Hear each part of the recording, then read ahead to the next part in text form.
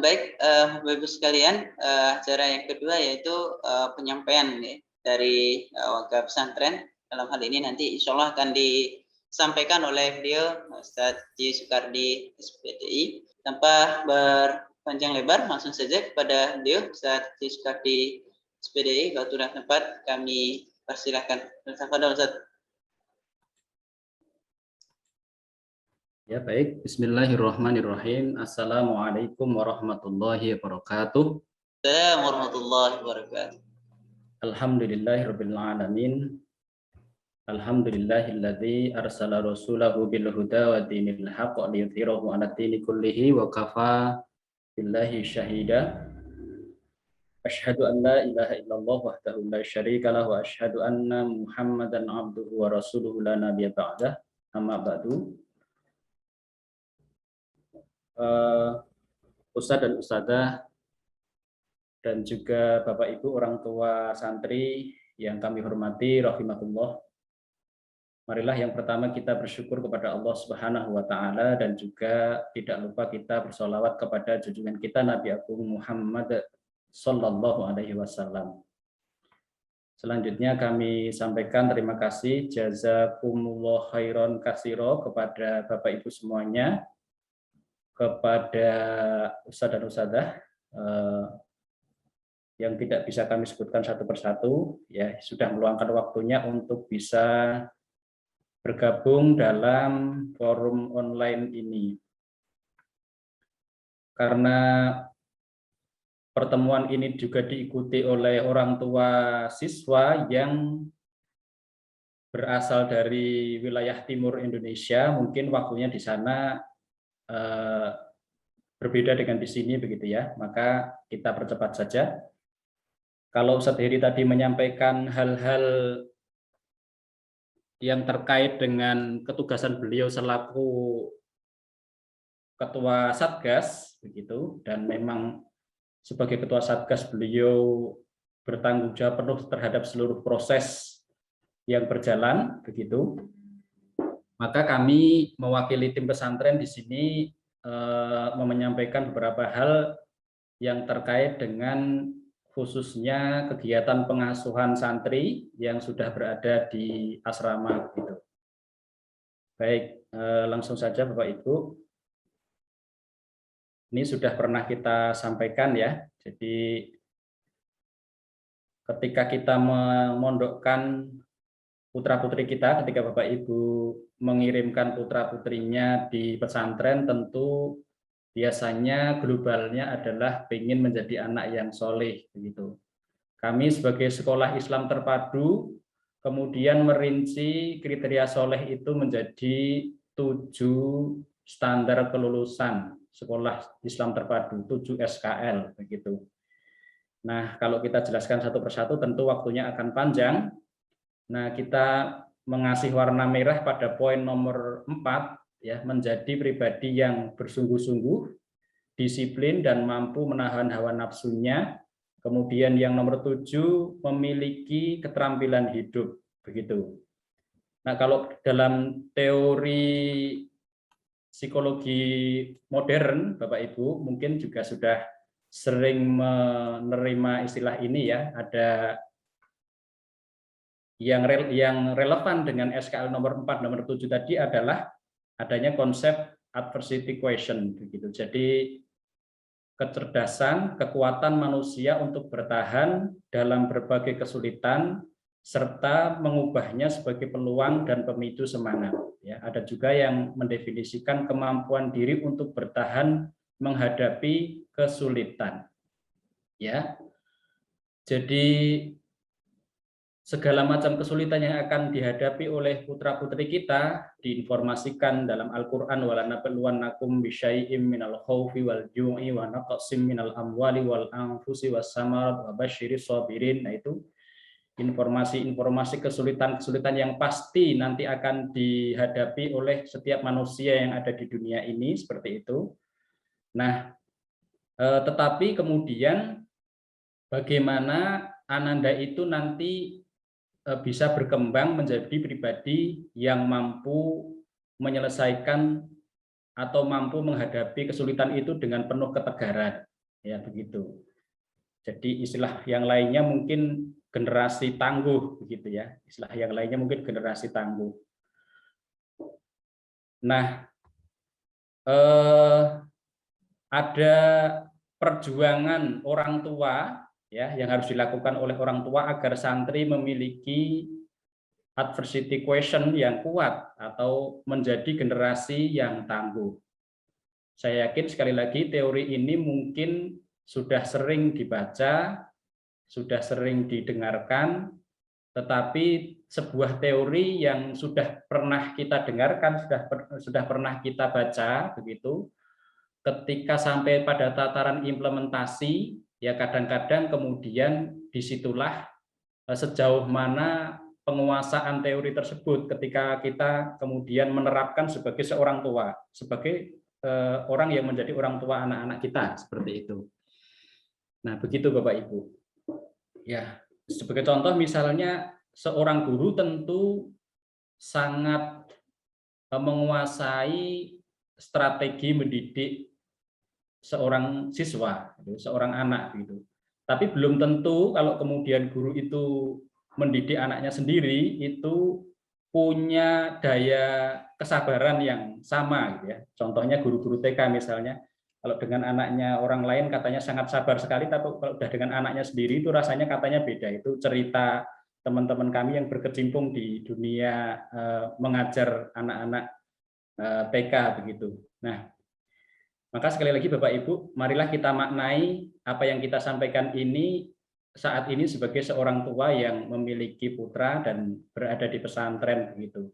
Nah, manakala kita semuanya ingin mencetak generasi yang kuat, ya, maka ini sekian perjuangan yang paling tidak kita sarankan begitu. Mungkin ada hal-hal yang lain juga yang nanti bisa ditambahkan oleh ustadz yang lain atau mungkin justru oleh Bapak Ibu semuanya seperti itu. Nah, kita sampaikan ada perjuangan orang tua ya, karena memang ya perjuangan ya, terutama mungkin ibu ya, ibu yang dulu anaknya 9 bulan 10 hari kurang lebih berada di perutnya, kemana-mana selalu diajak, selalu dibawa begitu ya. Nah, saat ini harus berpisah gitu ya, sudah 2 hari tidak mendengar suaranya, sudah 3 hari, sudah 2 hari tidak melihat wajahnya, dan seterusnya mau menghubungi belum tahu nomor telepon yang bisa dihubungi dan seterusnya. Nah, itu tentu perjuangan yang sedemikian rupa begitu. Tetapi tentu perjuangan orang tua khususnya ibu-ibu itu tidak akan sia-sia gitu. Insya Allah akan berbalas dengan lahirnya generasi yang tangguh begitu. Nah, sebagaimana pernah kami sampaikan di forum sebelumnya, kalau ibu-ibu dulu berjuang untuk menyapih putra-putri, menyapih putra dan putrinya, ya berhenti untuk minum ASI seperti itu. Waktu itu tentu dalam sekian jam, ya dalam sekian malam mungkin putra dan putrinya itu yang disapih itu kemudian sempat menangis dan lain sebagainya, gitu. Tetapi karena memang sudah saatnya kemudian fase kehidupannya itu menghadapi hal-hal yang demikian, maka kemudian ibu-ibu kemudian merelakan tega ya, tega untuk kemudian menjalani proses itu. Nah, itu proses yang sudah lewat. Nah, Bapak Ibu yang dirahmati Allah Subhanahu wa taala, definisi menyapih saat ini tentu berbeda dengan definisi menyapih pada saat itu ya. Kalau waktu itu yang ketika disapih yang menangis adalah anaknya, bisa jadi sekarang ketika mau menyapih dalam kondisi sekarang yang menangis adalah bapaknya atau ibunya seperti itu. Jadi setiap fase kehidupan tentu ada perbedaan-perbedaan kondisi seperti itu. Nah, Bapak Ibu yang dirahmati Allah Subhanahu wa taala, ini yang bisa kami anjurkan, yang bisa kami sarankan ya. Kalau di waktu seleksi di GOR SMP ID Abu Bakar, saya pernah bertanya siapa di antara Bapak Ibu semuanya yang baru pertama kalinya menyekolahkan anaknya di pesantren waktu itu, yang angkat tangan banyak sekali. Makanya saya memang sengaja mengulas ini agak diulang-ulang begitu di forum-forum orang tua. Ternyata Waktu itu petanya cukup banyak begitu. Nah, yang pertama Bapak Ibu yang dirahmati Allah Subhanahu wa taala, mesti sudah dilakukan yang pertama ya, sering didoakan ya. Mesti sudah dilakukan setiap habis sholat ya, apalagi dalam waktu 2 hari ini berpisah ya, itu tentu doanya lebih khusyuk lagi begitu. Yang nomor 2 harus tega, ya Bapak Ibu, harus tega. Sebagaimana orang tua tega mendengar tangis anaknya ketika diberhentikan minum ASI, maka untuk tahapan saat ini ortu dipersilahkan berjuang untuk tega, ya tega. Ya. Tadi sudah saya sampaikan.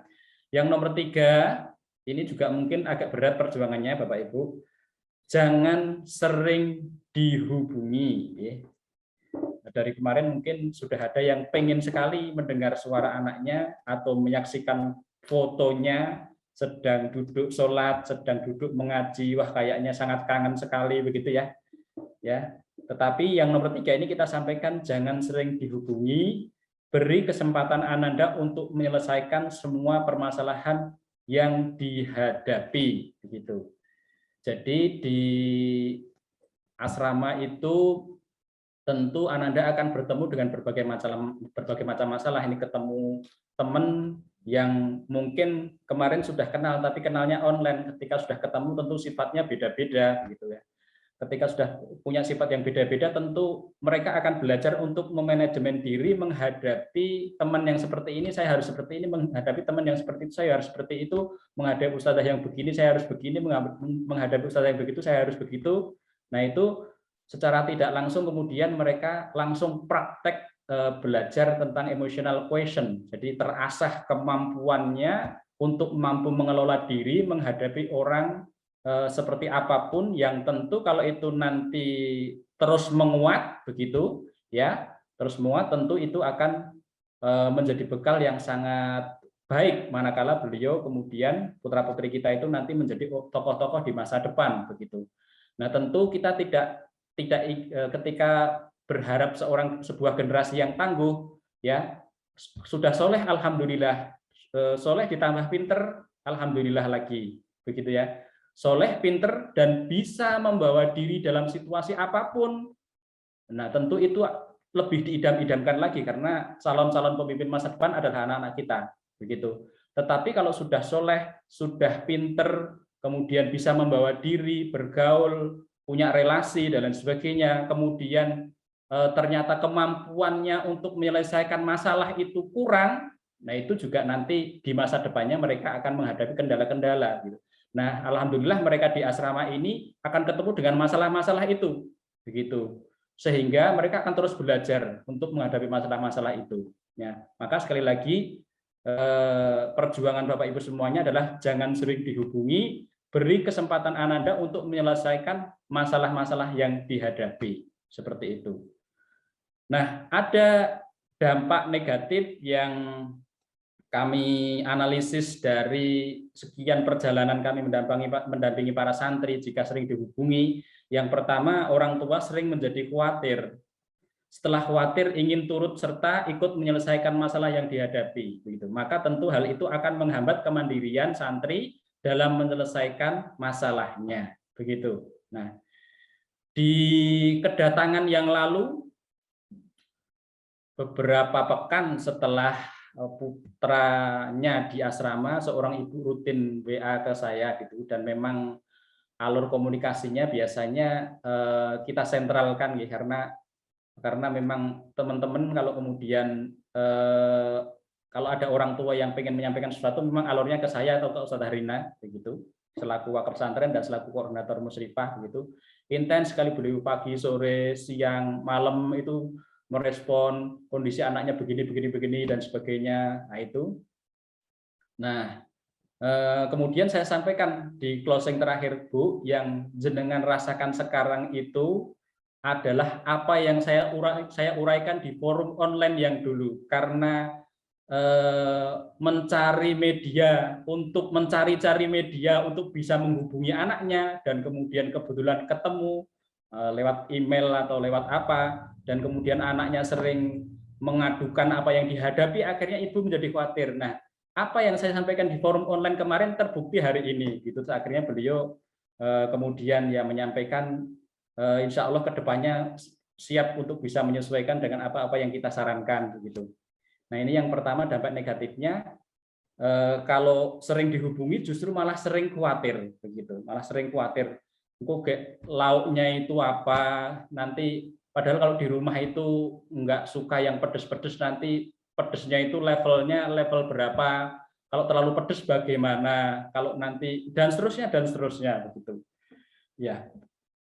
Ini yang dampak negatif yang pertama. Yang kedua, berpotensi menimbulkan salah paham ya. Jika orang tua menerima info subjektif dari anaknya tentang kenakalan temannya ya. Jadi misalnya di masa offline dulu ketika belum pandemi ada anak yang mengadukan bla bla bla bla seperti ini, temanku tuh begini begitu. Akhirnya orang tuanya datang ke sekolah begitu, tidak ikut prosedur yang kita sarankan, padahal di forum sudah kita jelaskan juga prosedur untuk menghadapi sebuah kasus itu seperti ini. Orang tua jangan langsung ketemu dengan anaknya, nanti yang membina anak tersebut adalah kita, cukup disampaikan kepada kami. Nah, itu. Waktu itu didatangi langsung, kemudian anaknya langsung dalam tanda kutip dilabrak begitu, ya akhirnya berkepanjangan waktu itu ya.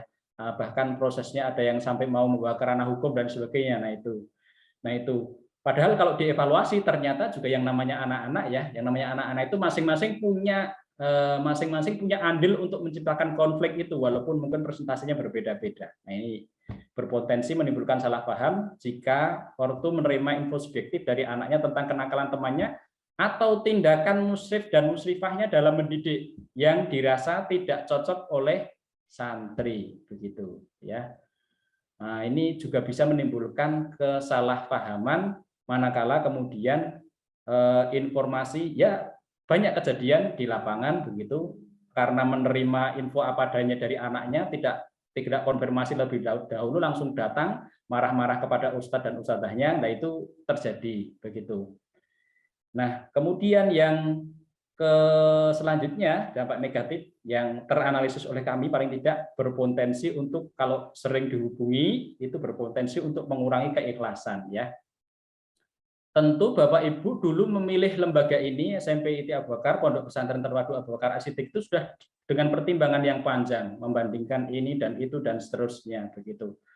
Nah, tetapi ketika sudah di lapangan, ya misalnya ya, kok di sini itu menurut anak saya itu ayamnya itu kecil sekali, padahal kalau di rumah itu ayamnya bisa 22 atau 3 gitu ya. Kalau di rumah di pesantren di SMP IT kok ayamnya kecil sekali kok. Sayurnya, lauknya cuman kangkung, ada dan sebagainya. Padahal kami di rumah makan sate, makan tongseng dan sebagainya. Nah itu begitu. Nah jangan-jangan nanti kemudian sampai terpikir, wah ini gimana ini bayarnya mahal-mahal kok. Nah kalau kemudian sampai jadi apa tidak ikhlas, nah itu kan repot begitu ya. Maka ada orang tua yang sekian anaknya sudah di lembaga kami, karena sekian tahun kami mengelola lembaga ini, ada orang tua yang sudah anaknya yang ke-6 atau yang ke-7 di lembaga ini begitu. Jadi sudah anak pertama sampai anak ke-7 juga bosen-bosennya menyekolahkan di lembaga kami. Kemudian setelah dari SMP IT biasanya ke pondok yang lain begitu. Nah, beliau berkomentar ya, makanan di Abu Bakar itu sangat lebih baik dibandingkan dengan pondok ini dan pondok itu. Beliau menyebut kan seperti itu, bahkan menceritakan sendiri kepada kami ketika ngobrol-ngobrol, oh Bu, Mas ini sekarang di mana? Sekarang di pondok sana Ustadz. Gimana Bu kondisi sana ya? Terus akhirnya cerita dan sebagainya. Nah itu begitu. Jadi sekali lagi kembali ke poin nomor 3 ini, jangan sering-sering dihubungi. Nah itu ini yang kami anjurkan, perjuangan yang harus dilakukan oleh Bapak Ibu semuanya. Yang keempat, Bapak Ibu, yang terakhir, nanti kemudian kita akan menginjak ke teknis ya. Mungkin sudah bertanya-tanya bagaimana teknis selanjutnya dan sebagainya. Yang nomor 4, harus kompak ini Bapak Ibu. Jadi suami dan istri, Bapak dan Ibu ini harus kompak ya. Kompak dalam hal tega tadi. Misalnya bapaknya sudah tega, ibunya belum tega ya. Nah itu juga nanti menjadi persoalan di belakang hari begitu. Kemudian dalam hal kekompakan suami istri ini, makanya Bapak Ibu kalau malam hari ini yang ikut cuman ibunya saja, itu ada baiknya nanti disampaikan juga hal-hal yang kami sampaikan ini kepada Bapak. Kalau yang ikut hanya bapaknya saja, ada baiknya disampaikan juga kepada istrinya, agar kemudian punya pemahaman yang sama. Begitu. Pemahaman yang sama saja belum tentu punya penyikapan yang sama, apalagi belum punya pemahaman yang sama. Jadi kompak antara kedua orang tua. Kemudian juga kompak antara orang tua yang satu dengan orang tua yang lain. Jadi ketika kita sudah masuk ke dalam sistem sebuah pesantren, begitu, Bapak Ibu yang dirahmati Allah Subhanahu wa taala, tentu kita berpikirnya adalah bagaimana sistem itu bisa berjalan dengan baik sehingga para pengelola sistem itu bisa menjalankan perannya dengan optimal dalam mendidik putra-putri kita semuanya, putra-putri Bapak Ibu semuanya, begitu. Yang berpikir adalah begitu, bukan yang terpikirkan bukan lagi enaknya untuk anak saya itu ya minta kiriman ini, kalau tidak dikirimi nanti begini dan begitu. Tetapi yang terpikirkan adalah saya kasih contoh misalnya nanti ada ketentuan-ketentuan kita terkait dengan pengiriman barang dan lain sebagainya begitu. Kalau jumlah santri kita itu jumlahnya 410 itu nanti sudah datang semua ke pesantren, kemudian seluruh barang yang ingin dikirimkan orang tua itu kita izinkan, maka tumpukan titipan barang setiap hari itu bisa satu hari kadang bisa nyampe 30 opsi. Nah itu. Sedangkan biasanya penitipan barang itu di pos satpam gitu. Nah, padahal proses untuk misalnya ke asrama putri, untuk barang itu sampai ke asrama putri, musrifah itu harus ngambil ke pos satpam. Kalau setiap hari ada 30 barang, maka musrifah juga akan mondar-mandir ke pos satpam. Padahal di masa pandemi seperti ini tentu dianjurkan tidak banyak keluar-keluar ini musrifah ini. Nah, makanya sekali lagi ya mungkin putranya ada yang via mail minta kiriman ini, minta kiriman itu, makanan ini, makanan itu. Tapi kalau kemudian antara orang tua yang satu dengan orang tua yang lainnya tidak punya kekompakan, inginnya tadi enaknya untuk anak saya begini, tidak berpikir bagaimana menjaga sistem ini bareng-bareng, nah tentu itu nanti akan akhirnya musrifah yang harusnya jam sekian itu fokus menerima setoran halaman satu anak, bisa satu lembar misalnya seperti itu dalam 45 menit, itu hanya nanti fokus untuk ngambilin barang, nyeleksi barang, dan sebagainya. Nah, maka sekali lagi poin yang kita anjurkan nomor 4 adalah kompak, ya, baik itu orang tua sendiri, suami dan istri, maupun orang tua satu dengan yang lainnya. Orang tua satu dengan yang lainnya ini tentu bagaimana bareng-bareng mengikuti sistem atau aturan yang sudah kita sampaikan.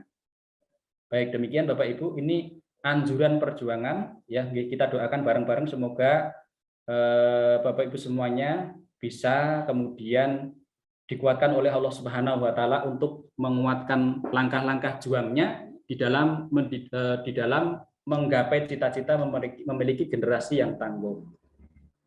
Nah, selanjutnya Bapak Ibu, ini penempatan saat karantina saat ini, ya. Jadi untuk yang putra ini kita tempatkan di 4 asrama. Ini kapasitasnya sekian, kemudian diisi jadi Abu Bakar ini kapasitasnya 14, kita isi cuma 4 anak.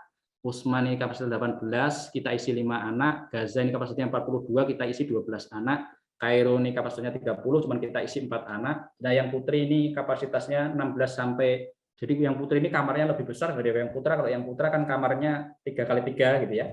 Kalau yang putri kan kamarnya berapa ya, 9x7 atau berapa gitu, yang harus biasanya diisi 16 sampai 18 anak itu diisi 5 anak saja. Nah, itu seperti itu.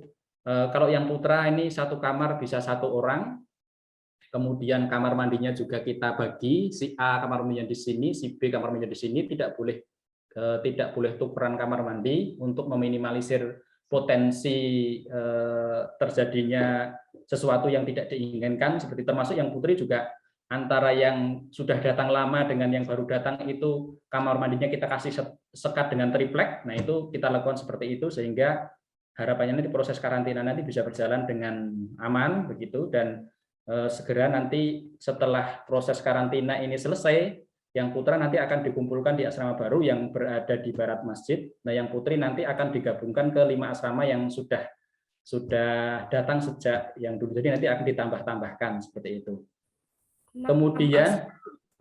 Kemudian Bapak Ibu yang dirahmati Allah Subhanahu wa taala, yang terkait dengan keuangan ya, yang terkait dengan keuangan, mungkin saya agak cepat karena sudah jam sekian. Yang terkait dengan keuangan kemarin sudah kami anjurkan untuk membawakan fotokopi KTP orang tua ya. Nah, yang sudah ditulisin nomor HP orang tua ya, dan ditulisin namanya santri begitu. Nah, itu nanti akan digunakan untuk membuat rekening BMT, akan digunakan untuk membuat rekening BMT oleh tim kami.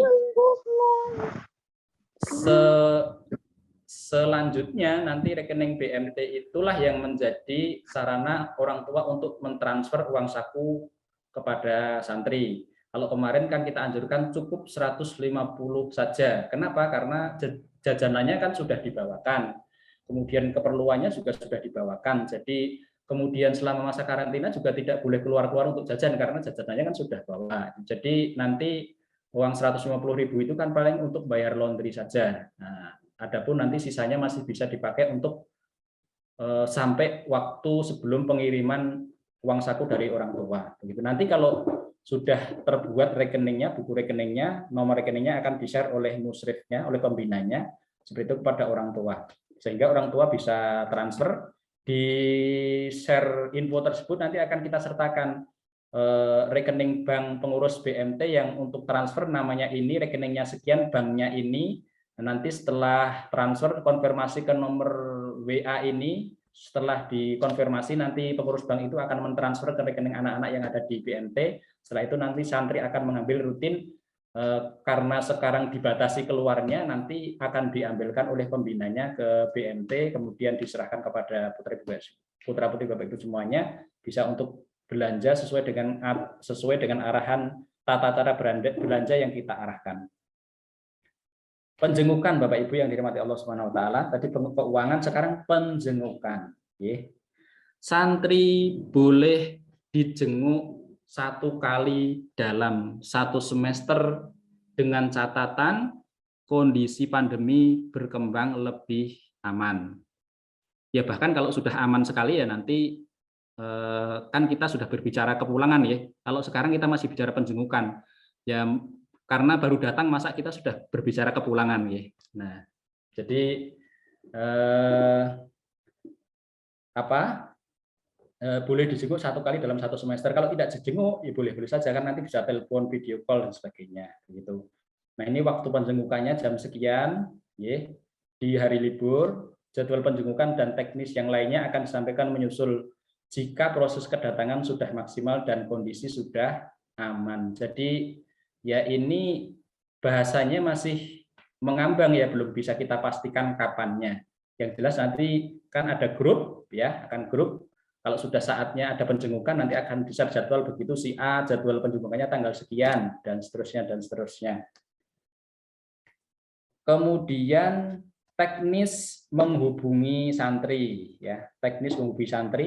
Setiap asrama disediakan HP Android, jadi nanti bisa video call ya. HP asrama disimpan oleh musrif dan musrifah ya. Orang tua bisa menghubungi santri sepekan sekali Bapak Ibu. Kalau biasanya dengar suaranya, sekali lagi ini perjuangan ya Ibu-ibu ya. Sekali lagi ini perjuangan, biasanya setiap hari dengar suaranya gitu. Sekarang dengar suaranya sepekan sekali. Itu pun durasinya hanya 20 menit ya. Kapan boleh telepon pun nanti baru menunggu share jadwal dari pembinanya. Jadi seperti itu Bapak Ibu. Nanti akan ada info lebih lanjut dari pembinanya. Nah, terus pembinanya siapa? Pembinanya masih kita rahasiakan. Seperti itu. Jadi poin nomor 6, pembuatan grup asrama akan dilaksanakan oleh musrif dan muslimah. Admin grup asrama tersebut adalah musrif atau pembina asrama. Grup WA asrama hanya berfungsi transfer informasi searah dari musrif-muslimah ke orang tua santri. Ini aslinya ya, tapi kalau nanti mau respon-respon ya monggo saja yang seperlunya itu. Konfirmasi atas info yang di-share bisa via Wapri ke pembina asramanya atau ke admin grup tersebut. Jadi begitu ya Bapak Ibu terkait teknis menghubungi santri. Nah, terus kapan? Apakah minggu depan? Apakah 2 pekan lagi? Apakah 1 bulan lagi? Sekali lagi nanti tergantung informasi yang akan di-share oleh ustadznya. Nah, tergantung informasi yang akan di-share oleh pembinanya. Adapun grup yang sekarang yang ada itu, yang kedatangan itu, nanti akan ada grup lagi setelah itu, gitu, Bapak Ibu. Jadi grup yang dimaksud ini bukan grup itu grup umum. Dan nanti setelah selesai karantina akan dibuatkan grup-grup atau digabungkan grup-grup yang sudah ada, dan nanti para pembina akan men-share jadwal untuk telepon seperti itu. Selanjutnya teknis laundry, Bapak Ibu. Laundry ini juga kita perhatikan sedemikian rupa karena dulu laundry ini menjadi sarana santri untuk keluar, tapi sekarang tidak boleh keluar. Jadi cukup dikemas bajunya, diletakkan di tempat tertentu. Kalau di gedung baru ya cukup ditaruh di bawah itu, nanti tukang laundry akan ngambil. Kalau sudah jadi ya kembali ditaruhkan di tempatnya, nanti anak-anak ngambil. Jadi tidak ada interaksi langsung antara santri dengan tukang laundry.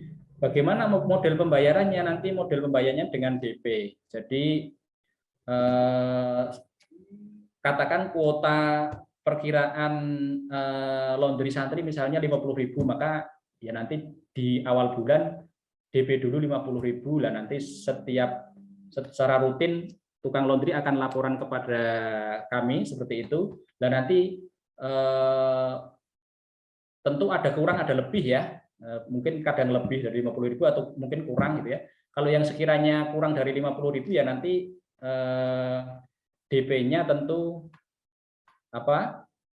tidak harus sampai 50.000. Kan dari perjalanan santri yang kemarin sudah bisa kita analisis. Kalau mau laundry boleh, seperti itu teknisnya. Kalau mau nyuci, mesin cuci sudah kita sediakan juga. Kemarin kita beli sekian unit mesin cuci baru untuk membantu santri yang pengen nyuci sendiri, begitu. Kemudian ini laundry, kemudian belanja santri, Bapak Ibu. Jadi agar anak-anak juga tidak banyak-banyak keluar, kita sudah bekerja sama. Kebetulan kita punya Kitamat, ya, maka belanja santri ini dilaksanakan pesannya itu di hari Sabtu dan Ahad, begitu. Kemudian via Google Form yang disediakan oleh pihak Kitamat, ya, nanti kemudian setelah itu akan dikemas sesuai dengan pesanan santri. Kemudian kalau yang putri akan diantarkan Rabu sore dan Jumat, ya, karena jumlah putri itu lebih banyak. Kemarin prakteknya mobilnya Kitamat masuk, kemudian parkir di halamannya itu, kemudian santri tidak bergerombol, tapi santriwati dipanggil satu persatu, begitu. Kemudian mereka datang, tentu petugas Kitamat yang melayani itu juga sudah memperhatikan prokes, ya. Nah, seperti itu. Kemudian diserahkan barang pesanannya, kemudian dibayar. Nah, tadi uang saku yang Bapak Ibu bawakan dan termasuk nanti yang Bapak Ibu kirimkan itu bisa untuk membeli keperluan. Dengan seperti ini, dengan pola seperti ini, maka kemudian harapannya santri belajar untuk manajemen keuangannya, kemudian belajar untuk hidup hemat dan tidak boros. Bagaimana kalau nanti kekurangan gizi? Insya Allah tidak kekurangan gizi, karena dari sisi makanan sudah disediakan, kemudian sudah mau jajan juga sudah bisa, walaupun dengan cara seperti ini jajannya, begitu. Nah itu, dan sudah kita ketahui makan berlebihan pun itu tidak menjadi jaminan bahwa prestasinya dia lebih tinggi atau hafalannya lebih bagus. Justru dengan kalau orang Jawa mengatakan justru dengan laku prihatin itu biasanya akan ada capaian-capaian istimewa yang dicapai oleh seorang santri, begitu. Nah ini alurnya seperti ini. Nomor 1 membuat list, nomor 2 memesan, nomor 3 dikirimkan, nomor 4 membayar, nomor 5 masih membayar, ya. Nomor 6 Bapak Ibu, tidak dibolehkan mengirimkan barang atau makanan kecuali alat pembelajaran kemudian suplemen dan obat-obatan yang rutin dikonsumsi santri. Kalau suplemen ini masih kita bolehkan karena selera suplemen anak-anak itu kan beda-beda. Ada yang cukup dengan sari kurma, ada yang cukup dengan habas, tapi juga ada yang selera suplemennya itu harganya 500.000, ada yang selera suplemennya itu harganya 1 juta. Nah, kalau suplemen ini maksudnya nggih sejenis madu herbal dan sebagainya nggih. Nah, kalau susu itu nanti bisa belanja di Kitamat ya. Susu itu termasuk barang yang bisa belanja di Kitamat. Nah, kalau susu ini kita bolehkan tadi Bapak Ibu, nah tentu nanti kiriman susu ini akan banyak sekali menumpuk begitu ya di pos satpam kami, dan akhirnya pos satpam kami akan sibuk untuk mengurusi kiriman-kiriman barang, Musrifah akan mondar-mandir bolak-balik dan sebagainya. Nah, sehingga mungkin akhirnya tugas-tugas Musrifah, tugas-tugas satpam itu jadi agak sedikit terganggu. Makanya kemudian kita sampaikan demikian aturannya, ya, agar kemudian semua pihak yang ada di lembaga kami itu bisa menjalankan fungsinya sesuai dengan SOP utamanya, ya, seperti itu. Ini belanja santri. Nah, kemudian kegiatan Bapak Ibu, ini kegiatan di saat karantina ya. Pada subuh itu ada maksurat. Maksurat itu doa-doa maksur, doa yang dituntunkan oleh Rasulullah Shallallahu Alaihi Wasallam. Ya apa ya itu awal Al-Baqarah, kemudian ayat kursi, akhir surat Al-Baqarah. Mungkin sebagian sudah terbiasa dengan itu. Kemudian kadang tilawah minimal setengah juz, kemudian ada juga setoran hafalan. Kemudian setelah itu olahraga di komplek asrama menyesuaikan sikon, tidak boleh keluar dari asrama karantina kan begitu. Di dalam asrama yang memungkinkan kita sediakan meja tenis, meja pingpong, kita sediakan meja pingpong, atau kalau yang tidak memungkinkan ya nanti disesuaikan dengan kondisi yang ada. Kalau tidak bisa main pingpong ya kita sediakan papan catur ya agar bisa main catur menyelingi waktu-waktu yang ada. Begitu. Mungkin diajak senam oleh musrifnya juga bisa. Setelah itu jam 6:30 sampai jam 7 persiapan sekolah online. Setelah itu sekolah online, jadi sudah di asrama, tapi karena gurunya itu dari mana-mana, untuk tetap menjaga keamanan, maka Ananda sekolah online dari asrama. Dan pengalaman kemarin memang kalau di asrama karantina ini sebagian ada wifi-nya, sebagian belum karena jauh, nggak terlalu jauh ya kami. Maksudnya perjalanan sekitar 2 menit, 3 menit itu kan untuk jangkauan wifi sekolah tidak sampai ke asrama yang paling jauh ya di kami begitu. Nah, kemarin evaluasinya di gelombang yang lalu memang di asrama yang jauh ini tidak cukup kalau kemudian pakai tetheringan HP. Nah, ini 2-3 hari ini kita sudah pengadaan MiFi ya, itu sudah diuji coba ternyata cukup memadai, levelnya lebih tinggi daripada tetheringan HP, bisa untuk sekian anak di asrama karantina. Jadi sudah kita bantu agar kemudian belajar online-nya itu juga berjalan dengan lancar gitu. Kemudian istirahat, sholat maksurat sore, kemudian sore agendanya hafalan terjemah bacaan sholat, kemudian ada setoran murojaah hafalan lama, kemudian kegiatan mandiri, kemudian maghrib, istirahat, mempersiapkan hafalan baru atau talaki, ya talaki disimak bacaannya, kemudian istirahat, kemudian bangun jam sekian, tahajud, subuh dan seterusnya. Ini hari Senin sampai Jumat kurang lebih aktivitasnya seperti ini. Hari Sabtu dan Ahad ya berbeda sedikit di poin nomor 3 ini ya, yang mandiri terpantau oleh musrifah ya nanti akan dimodifikasi kegiatannya menyesuaikan dengan kondisi santri, tetapi tentu tetap menjaga protokol, tetap di dalam asrama dan sebagainya.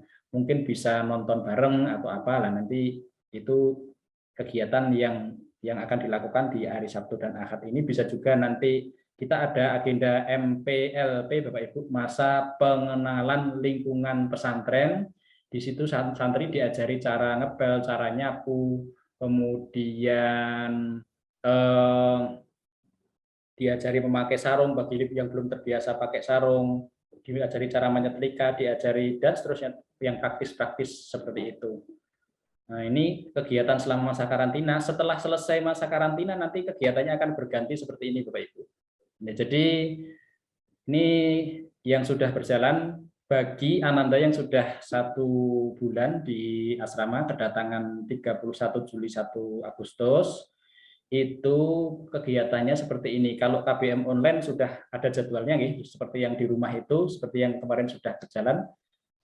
Nah, di pesantren nanti agendanya seperti ini. Pada subuh itu setoran ziyadah. Setoran ziyadah itu menambah hafalan baru. Kemudian setelah itu kan nanti terus sekolah online, sorenya pada asar nanti setoran murojaah hafalan lama ya. Kemudian pada isya ini talaki menyiapkan hafalan yang pada subuh yang akan disetorkan yang akan disetorkan pada waktu pada subuhnya. Kurang lebih seperti itu. Di hari Senin, Rabu, kemudian Jumat itu hampir sama programnya.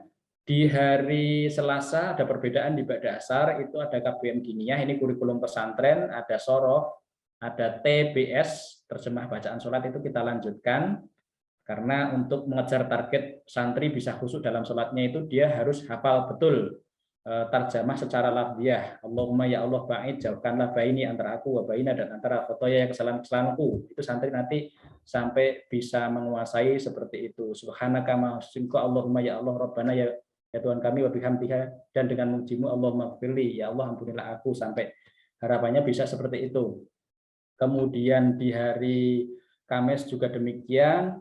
Di hari Sabtu nih Bapak Ibu, di hari Sabtu kan sekolah libur. Nah ini di pagi hari ada forum asrama dengan muslim dan muslimahnya. Di agak siangan dikit nanti ada KBM Diniyah, kurikulum pesantren juga, ada pembelajaran kitab Ta'alimul Muta'alim. Ini akhlak santri, kemudian ada pelajaran fikih pakai kitab Safinatun Najah. Kemudian di malam harinya ada forum muhadharah. Muhadharah itu public speaking. Nah, di hari Ahadnya ada senam olahraga, kemudian minat bakat, kemudian sore harinya, sore Ahad sorenya ada imla. Imla ini berlatih menulis Arab yang benar ya. Jangan sampai nanti keluaran pesantren tapi nulis asyhadu alla ilaha illallah saja. Tidak bisa begitu. Ini kegiatan rutinnya setelah nanti selesai dari masa karantina. Nah, baik. Demikian Bapak Ibu yang bisa kami sampaikan, dan kami berbagi peran di era pandemi ini Bapak Ibu. Itu tugas musyrif-musyrifah itu pembina asrama yang mendampingi di asrama ya, itu berlipat-lipat tugasnya.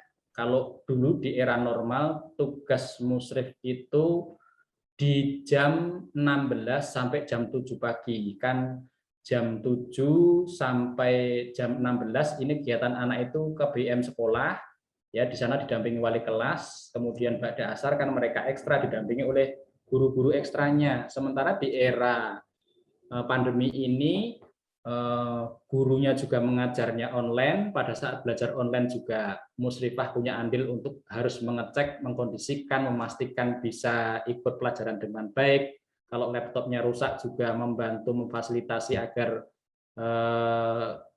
bisa baik kembali laptopnya dan seterusnya. Kemudian sekali lagi durasi tugas musyrif-musyrifah itu jadi berlipat-lipat ya.